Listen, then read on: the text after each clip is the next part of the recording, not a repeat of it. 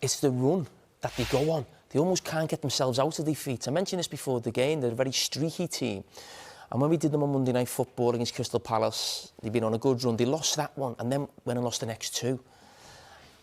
Lost against Tottenham, then win tonight. There's no sort of that reaction that you expect from a big team. Even at half-time tonight, you think that performance is so poor first half. You're expecting a reaction. You expect it from big teams to something, to come out and show something. And that's what they are lacking. And to be honest, they're not in the top 4 teams in the league. I don't think anyone's ever believed that. They just had the thing of not playing European football. That gave them a slight advantage on other teams. So it's not like a massive underachievement. They probably are the 5th best team in the league this season, but it's just a massive opportunity dropped with the situation that they found themselves in. So when they recover from this, if they do miss out on Champions League football, as is the expectation now, and they finished 5th, might they, in the cold light of day, say, OK, we lost big players at key moments, Partey and Tierney in recent weeks. Perhaps the defence was not quite fit. But the other point is, this is the youngest team in the Premier League this season.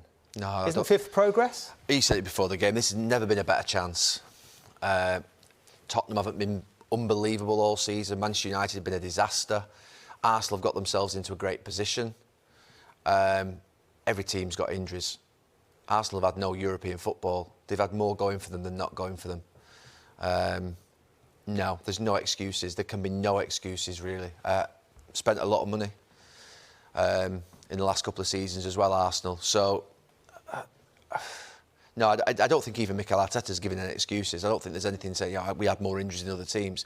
That's just not happened at all.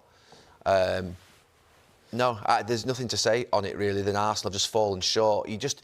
They always had to prove that they could go on and do it at the business end and that you could trust them. And there was always those doubts. And in the end, I feel like they're going to basically... The doubters are going to be proved right, that they're just not got enough. Is it now, though, Jamie, we are going to find out really about Mikel Arteta, who, of course, already has a new contract at Arsenal? I think it's going to be tough for him. I do. I think tonight is pivotal. I think this will be a game that will be looked back on when he eventually leaves the club, whether he goes on to get them in the Champions League or next season or he goes. I don't know.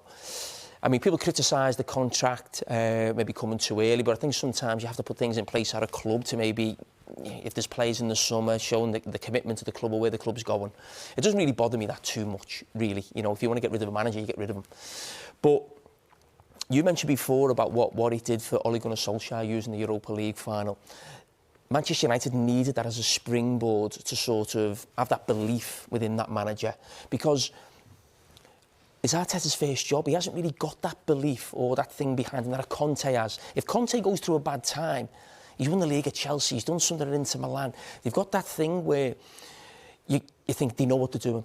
They've done it before. Arteta's never done it before. He hasn't. That's not a critic, that's just a fact. His first job at one of the biggest clubs in the country, and I think he's done all right. Won the FA Cup, young players, he's made big decisions, whether you agree with them or not. He's been brave at different times, but he needed that tonight. He really needed that tonight, and I really fear for him in terms of next season, because I think it'll be really tough. And if Arsenal are 7th or 8th at Christmas time in Europa League and finding it tough, there will be massive pressure on his job. The story of this season is not going to be that Arsenal have done well to finish 5th. It's going to be they've blown Champions League.